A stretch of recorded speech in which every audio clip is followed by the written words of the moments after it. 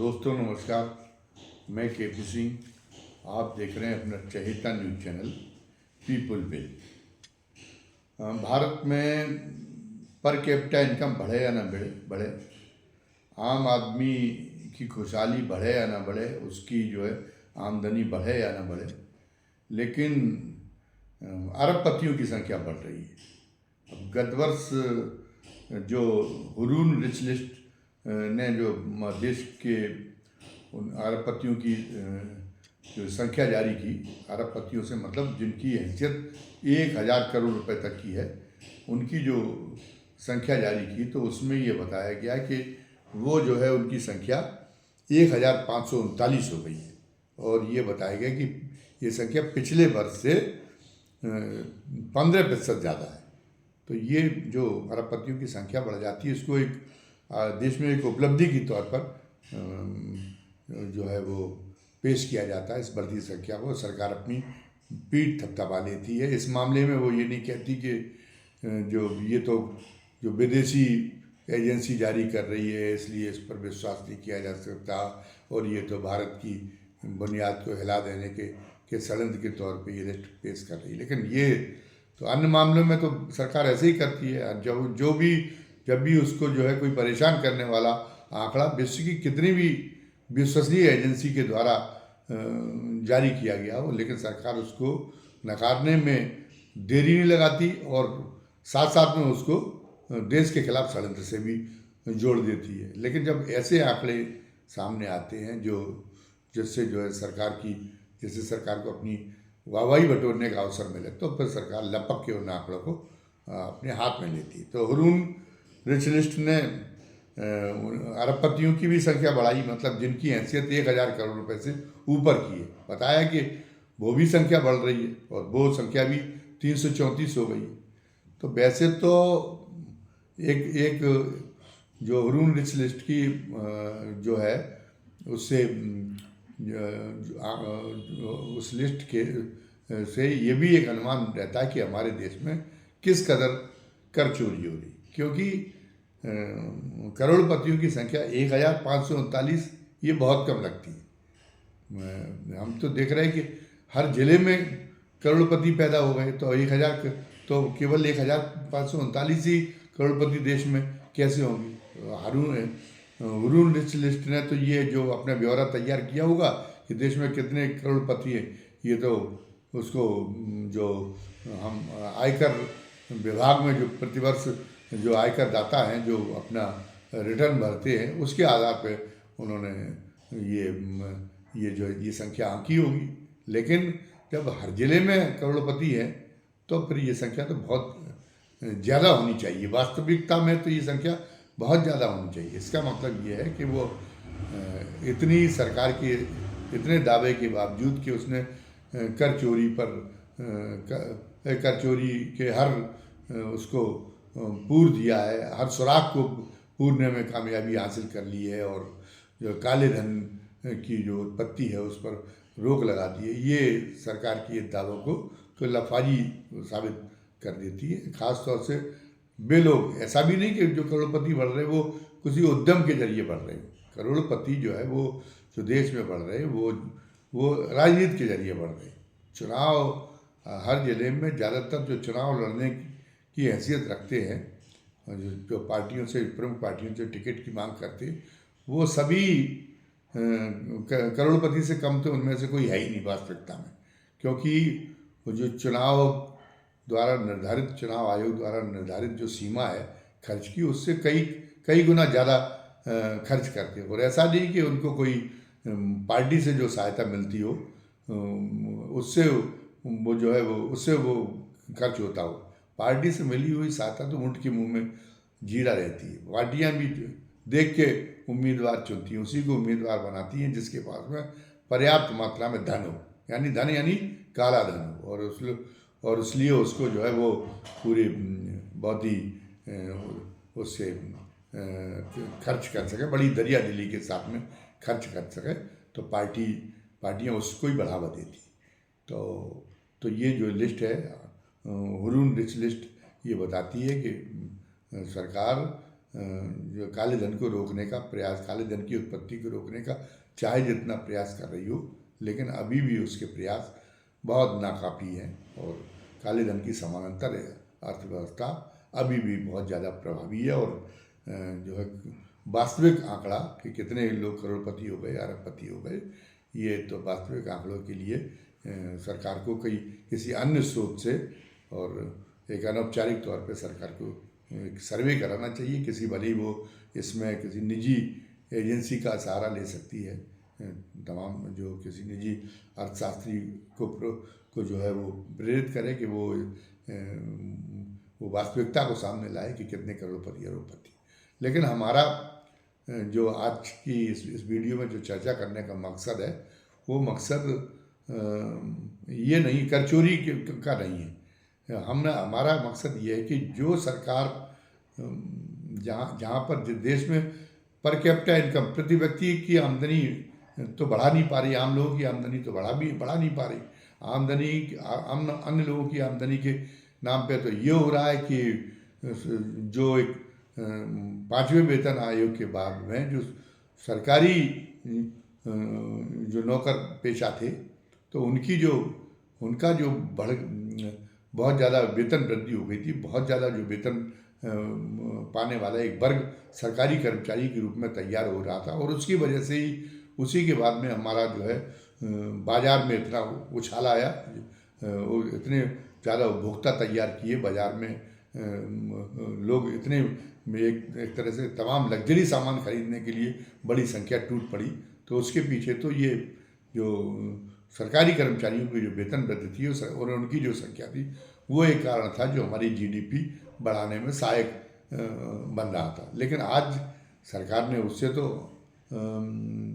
अपने हाथ से गोड़ लिया है, क्योंकि अब जो है सरकार नियमित भर्तियां कर ही नहीं रही, और जो संविदा पर आउटसोर्सिंग में भर्तियां कर रही हैं उसमें सरकार बहुत कम पैसे देती। खासतौर से आउटसोर्सिंग में तो वो ठेकेदार पे उसकी कोई रोक है ही नहीं कि कम से कम जो कर्मचारी रखे उनको न्यूनतम वेतन तो कम से कम आज की महंगाई के अनुपात में इतना दे कि वो सम्मानजनक ढंग से जीवन गुजार सकें। अभी हमें जानकारी मिली कि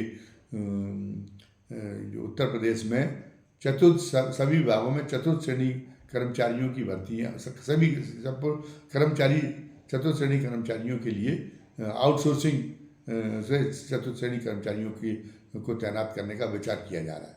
और आउटसोर्सिंग में बताया गया कि वेतन क्या है, 10,000 रुपये से कम है, 7,000 रुपये वेतन बताया गया। अब 7,000 रुपये में तो कोई कर्मचारी अपना 7,000 रुपये वेतन पाने वाला तो अपने परिवार का केवल केवल रोटी का इंतजाम नहीं कर सकता, भरपेट भोजन तक उसको खाने के लाले पड़ सकते 7,000 रुपये में। तो इसका मतलब है कि आप वो बाज़ार में वो जो खरीदारी क्या करे, जो उपभोक्ता सामान की खरीदारी तो उसके बोते की बात ही नहीं है, जो पेट भरने तक के जिसके लाले पड़े हुए हो। और कमोबेश आउटसोर्सिंग में जितने भी कर्मचारी आ रहे हैं, जितने भी जहाँ आउटसोर्सिंग के आधार पर मानव बल लिया जा रहा है, वहाँ सभी जगह वेतन की स्थिति यही है, और संविदा में भी वेतन की स्थिति कोई बहुत अच्छी नहीं है। और ये जो इस बहाने जो सरकार को एक बड़ी बचत होने जा रही, जो नियमित कर्मचारी न रखने की वजह से जो पहले से स्वीकृत पद है उन पदों को भी समाप्त किया जा रहा है। ये नहीं कि पहले से ही ये स्थिति, पहले से पद कम हों और पद बढ़ा दिए गए हों, ये भी स्थिति नहीं। पहले से स्वीकृत पदों की संख्या भी कम हो रही है, और ये जो इतने कम जो है पगार पे जो लोगों को रखा जा रहा है, तो जो वेतन और भत्तों के रूप में सरकार को जो बांटना पड़ता था, रुपया जो खर्च करना पड़ता था, आज उसमें बहुत उसको बचत हो रही है। और इसी बचत से वो विकास का अपना ढिढोरा पीट रही है। इसका मतलब बचत के नाम पर उसको जो है उसकी देश की समृद्धि बढ़ाकर और अपना संसाधन इकट्ठे करने की ये कुव्वत उसकी बात नहीं है, इसकी पोल खोल देती है। वो तो बचत के नाम पे तो वो ये काम कर रही कि वो तो भुखमरी की उसकी स्थिति में धकेल के ये संविदा कर्मचारी और आउटसोर्सिंग कर्मचारी की भर्ती के नाम पे, और उससे जो बचत हो रही उससे वो उसका मेट्रो चलवाने का काम और ये एक्सप्रेसवे बनवाने का काम, ये विकास की जो सुनहली इबारत लिखने का जो काम है उससे हो रहा है। तो ये तो इसका मतलब ये है कि उस पर तो उसका कोई अधिकार, उसको तो कोई उसका उससे तो उसके जीवन में कोई परिवर्तन, कोई सुखद परिवर्तन आने वाला है ही नहीं आम आदमी का। जब वो पता चला कि अपने घर का खर्चा भी नहीं जो चला पा रहा होगा, वो कौन सा एक्सप्रेस वे पे कौन सा ये यात्रा करेगा और कब क्यों महानगर में जाएगा जहाँ वो मेट्रो में सफ़र करने का एक आनंद ले सके। तो वो विकास तो उसमें, वो जो विकास है उस तक उसकी रीच तो होने वाली है नहीं आम आदमी की है। तो आम आदमी तो ये भी जो है वो तो गरीब ही होता जा रहा है। तो एक विसंगति, ये जो तथाकथित विकास है ये विसंगतिपूर्ण है। आज लोगों में उल्टा होगा कि आज लोगों की चेतना उतनी प्रखर नहीं रह गई, इसलिए उनमें जागरूकता की कमी है। पहले ये किया जाता कि अगर इस तरीके से नियमित पद का ख़त्म किए जाते और उसके स्थान पे ये विकल्प अपनाया जाता आउटसोर्सिंग वाला, तो विद्रोह हो जाता। इसको किसी कीमत पे स्वीकार नहीं किया जा सकता था। लेकिन आज अग्निवीर स्वीकार हो रहा है, आज आउटसोर्सिंग स्वीकार हो रही है, जिसके बाद में अभी उनकी स्थिति में अभी उनको गुजारा चलाना मुश्किल पड़ने वाला है और मुश्किल पड़ रहा है जो आउटसोर्सिंग में के जरिए पहुंच गए हैं जिनको दिन भर काम करना पड़ रहा है। लेकिन आगे चल के उनकी स्थिति क्या और बनेगी, क्योंकि वो तो आप अंतरिक्ष अनुसंधान के क्षेत्र में भी बहुत आगे बढ़ रहे हैं। उसमें भी वो तो एक तरह से शगल है, लेकिन उसमें भी मतलब बिल्कुल पूरा जो है खजाना उसके लिए प्रस्तुत कर रखा है आपने। और तमाम इस तरीके से जो अनावश्यक काम है उन चकाचौंध के लिए उनके लिए आपने खजाना खोल रखा है। आपने प्रोपेगेंडा के लिए विज्ञापन जो दिए जाते हैं उसके लिए आपने खजाना खोल रखा है। तो उसकी वजह से तो आपका रुपया तो गिरेगा ही। जब इस तरह आप मैन्युफैक्चरिंग आपकी कोई है नहीं, आपकी केवल वो निर्यात आपका घट ही रहा है। अभी जो निर्यात का ताज़ा आंकड़ा आया उसमें पता चला कि 1% निर्यात घट गया है और आयात आपका जो है बढ़ रहा है। तो जब रुपए का मूल्य गिरेगा तो उसके बाद में तो चीज़ें और महंगी हो जानी, तो और ज़्यादा महंगाई हो जानी। तो आज ये था कि जब दुनिया तरक्की करेगी तो दुनिया की तरक्की का मतलब ये है कि उस तरक्की में जो नए नए साधन ईजाद होंगे आदमी के जीवन को सुखमय बनाने के लिए, उनमें एक बड़ी आबादी को तो उसका कोई फ़ायदा मिलेगा नहीं, उसका सुख लेने का अवसर उसको मिलेगा ही नहीं। तो ऐसे विकास को तो मानवीय नहीं कहा जा सकता। ये तो एक तरह से बहुत ही विडम्बनापूर्ण विकास होगा और ये विकास तो बहुसंख्यक आबादी के लिए जो है वो अभिशाप की तरह का होगा। कल्पना तो ये की गई थी कि नए नए वैज्ञानिक आविष्कारों से जो विकास की प्रक्रिया का एक अंग है वो उससे आम आदमी का जीवन में जो कठिनाइयाँ रहती हैं उन कठिनाइयों में बहुत सुधार होगा और आदमी जो है बहुत ही एक तरह से सुविधापूर्ण जिंदगी जीने की स्थिति में विज्ञान के आविष्कार पहुंचा दिए जाएंगे। लेकिन ये तो तब हो जब विज्ञान के आविष्कार पर हर आदमी की पहुंच हो। लेकिन आप बहुसंख्यक आबादी की पहुंच को सीमित करते जा रहे हैं, तो ये काम कैसे होगा। लेकिन हम चर्चा हमारी दूसरी थी, विषयांतर हो गया और एक बड़ी सी अब हम एक मुख्य विषय पे आते कि इसको लेके अमेरिका जो पूंजीवादी राष्ट्र है, तो जो उसके जो निवर्तमान राष्ट्रपति हैं जो बाइडेन, जो अगले सोमवार को जो पद छोड़ने जा रहे हैं, अगले सोमवार को ट्रंप की शपथ होने जा रही है, तो उन्होंने अंतिम अपना विदाई भाषण दिया है। ओवल में उनका अंतिम भाषण था। उस अंतिम भाषण में उन्होंने बड़े मार्के की बात कही है, विसंगतिपूर्ण अर्थव्यवस्था को लेकर उन्होंने एक बड़ी दर्दीला भाषण उन्होंने दिया है। वो भाषण दिया तो भारत जैसे देश में दिया जाना चाहिए, लेकिन जब पूंजीवादी राष्ट्र की, विकसित पूंजीवादी राष्ट्र की स्थिति ये अर्थव्यवस्था के इस मॉडल से इतनी विडम्बनापूर्ण हो रही है, जॉर्ज बाइडेन ने जो दर्द झलकाया है अपने विदाई भाषण में, तो उससे अनुमान लगाया जा सकता है कि भारत की स्थिति क्या हो।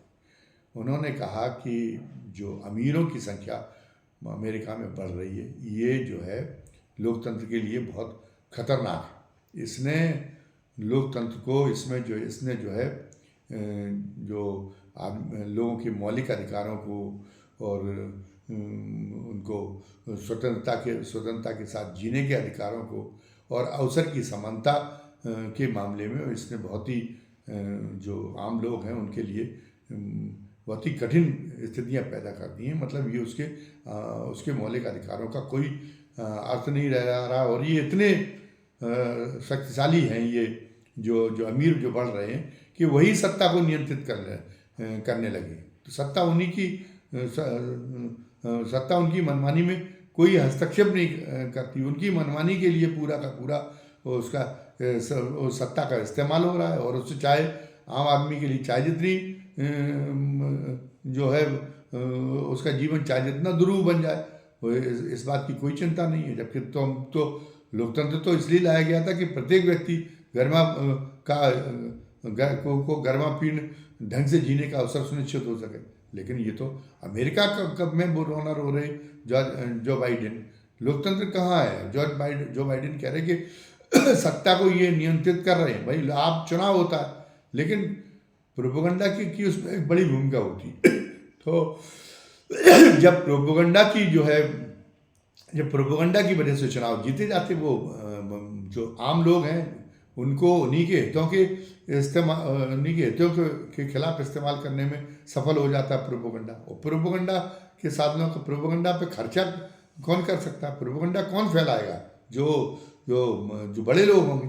तो सरकार तो उन्हीं के मुताबिक गठित होगी। वो जो उनका अपना एक दर्द है कि बाइडेन के साथ में वहाँ के जो पूंजीपति वर्ग है, वहाँ का जो कारपोरेट है, उसका उतना समर्थन नहीं रहा। बाइडेन मतलब उनकी पार्टी के उम्मीदवार के साथ में, पहले बाइडेन के साथ में नहीं रहा, इसलिए वो उम्मीदवार नहीं बन सके। और फिर जो उम्मीदवार बनी भी कमला हैरिस, उनके साथ में भी उतना समर्थन नहीं रह पाया जितना जो है वो ट्रंप के साथ में रहा। इसलिए ट्रंप चुनाव जीत गए आम आदमी की इच्छा की वजह से थोड़ी। आम अमेरिकन ने तो उस समय वोट जो है ट्रंप को उसके से प्रभावित होकर जो इसका प्रचार का प्रपंच था उससे प्रभावित होकर उसने वोट दिया। जबकि अमीर बढ़ेंगे तो जो बाइडेन बता रहे कि अमीर बढ़ेंगे तो उसकी आम आदमी की जो मौलिक अधिकार दिए गए उनका कोई मतलब नहीं दे रहेगा। और इसकी गवाह भारत की स्थितियां हैं। क्या है यहाँ पे मौलिक अधिकार? आदमी सुप्रीम कोर्ट का वकील इतना महंगा है कि अगर आम आदमी के मौलिक अधिकारों पर कोई दबंग या जो है प्रशासनिक मशीनरी उसका कुठाराघात करती है, तो वो उसकी हैसियत है कि वो सुप्रीम कोर्ट में जाके मुकदमा लड़ सके। वकील इतने महंगे हैं, या हाई कोर्ट में जाके मुकदमा लड़ सके। उसकी सुप्रीम कोर्ट में तो लाखों रुपए तक की वकीलों की फीस है। वो वकीलों की फीस उठाने की स्थिति में है, तो आप उसको अगर कोई बड़ा आदमी वो पता चला कि कोई सामंत और गांव के गरीब को बंद करा देता है, अगर वो उसके लिए बेगार करने नहीं जाता और एक गांजिए में बंद करा देता है, और वो जो है पता चला कि वो तत्परता पूर्वक ये चाहे कि उसका परिवार के हैबियस कॉर्पस का इस्तेमाल करके और अपने मौलिक अधिकार की मांग करते हुए और हाई कोर्ट या सुप्रीम कोर्ट का दरवाज़ा खटखटा सके, तो उसकी स्थिति तो है नहीं। दूसरी ओर उसकी स्थिति क्या है? जो अमीर लोग हैं उनकी स्थिति क्या है? वो जो है वो उनकी मनमानी में सरकारों ने अगर हस्तक्षेप कर दिया तो वो जो है वो वकीलों की महंगे वकीलों की फौज खड़ा करके और ऐसी दलील सुप्रीम कोर्ट के सामने प्रस्तुत करा देते हैं कि सुप्रीम कोर्ट उनका साधक बन जाता है, कानून उनका साधक बन जाता है। तो वो खिलवाड़ करने में आज सक्षम है अमीर लोग। और गरीब आदमी की स्थिति ये है कि वो अपने बुनियादी अधिकारों तक के लिए की लड़ाई लड़ पा रहा कि उसके पास में पैसा नहीं। और ये तो वर्तमान सरकार की नीतियों से दिखाई दे रहा है कि ये सरकार तो पूरी तरीके से उन लोगों को बढ़ावा देने का, उनको प्रोत्साहन देने के लिए काम कर रही जो दौलत का पहाड़ इकट्ठा करने में लगे हुए, और जो है आम आदमी की उसको कोई फिक्र नहीं है। और फिर भी वो इस कारण से सत्ता से बाहर नहीं हो पा रही है क्योंकि बढ़ती महंगाई और बेरोजगारी के मुद्दे पे आम आदमी को उसकी कसक तो सुनाई देती है जब उससे चुनाव नहीं होता, लेकिन चुनाव के दौरान एक तो जो जनता का असली हितचिंतक है, आम आदमियों के बीच का कोई आदमी चुनाव नहीं लड़ सकता, क्योंकि चुनाव आज हो गया 5 करोड़ 10 करोड़ 20 करोड़ रुपए का चुनाव में नकदी तक बंटने लगी। 5-5 हज़ार रुपये पश्चिम बंगाल के चुनाव में बांटे गए थे, तो वो पाँच इतनी बांटने की स्थिति तो उसकी है नहीं। दूसरी बात यह है कि वो प्रचार का प्रपंच में भी वो उतना खर्च नहीं कर सकता। तो चुनाव तो आज जो है उनका ये अधिकार रह गया चुनाव लड़ना, जिनके पास में अच्छी खासी दौलत, और वो दौलत ज़्यादातर तो उसके काले धन के पास में है। तो जो अमेरिका में जब इतनी कारुणिक स्थिति है, इतना लोकतंत्र इतना अर्थहीन हो गया है, तो उनके तो अब अनुमान लगाइए कि भारत में स्थिति कितनी खतरनाक होगी। और अगर पता चला कि ये कहा जा रहा है कि 1% लोगों के पास में देश के 40% रुपये 1% लोगों के पास में जमा हो गया है, तो ये कोई अर्थनीति की सफलता थोड़ी है। अगर रुपए का यदि धन का केंद्रीकरण होता है, तो धन का केंद्रीकरण मतलब है कि आर्थिक नीतियों की विफलता। अगर देश की समृद्धि, देश की खुशहाली तो तब सही कही जाएगी जब बहुसंख्यक जो जनता है उसका जीवन खुशहाल हो, उसकी आमदनी बढ़े, उसकी समृद्धि बढ़े, तब तो ये कहा जाएगा कि विकास हो रहा है। लेकिन अगर एक समृद्धि के कुछ टापू बन के रह जाए, कुछ उभर रहे हों और बाकी पूरी जनता तंगहाली के बीच में जो है वो जीवन गुजारने के लिए मजबूर होती जा रही हो, और भुखमरी की स्थितियों में लोग धकेले जाने की भुखमरी में की कगार से धकेले जाने की स्थिति में पहुंच रहे हों, तो ये कदापि नहीं कहा जा सकता कि ये जो है ये आर्थिक नीतियां ठीक हैं। अगर एक कुछ प्रतिशत लोगों के हाथ में सारी देश की दौलत इकट्ठी होना, ये अपने आप में आर्थिक उपलब्धि नहीं है, ये अपने आप में दोषपूर्ण अर्थव्यवस्था को इंगित करने वाला है। अब हम देखते हैं कि जो बाइडेन ने जो अमेरिका में ये बहुत एक सटीक और एक बड़ा सामयिक जो अपना विदाई भाषण में जो ये बातें कही हैं, भारत में इस पर चर्चा होती है या नहीं होती है, भारत में भी इस पर चिंतन होता है या नहीं होता, ये देखने वाली बात होगी। क्योंकि इस पर भारत में भी मनन इस पर होना चाहिए, इस पर गौर किया जाना चाहिए। जो बाइडेन के ने भाषण में जो बिंदु उठाए हैं, क्योंकि वो भारत के लिए ज़्यादा गंभीर है, भारत के लिए ज़्यादा जो है वो ज़्यादा दुखद है। उसकी भारत की अवनति की ज़्यादा उसमें झलक देखी जा सकती है, अगर जो बाइडेन के भाषण को सही ढंग से पढ़ा जाए। अब ये काम अर्थशास्त्रियों का है, राजनीतिज्ञों का है और समाजशास्त्रियों का है। पुनः हम यही कहते हैं कि अब देखिए अगर वो इसको अपनी चर्चा में लाते हैं या नहीं लाते, ये देखने वाली बात होगी। धन्यवाद। जय हिंद, जय भारत।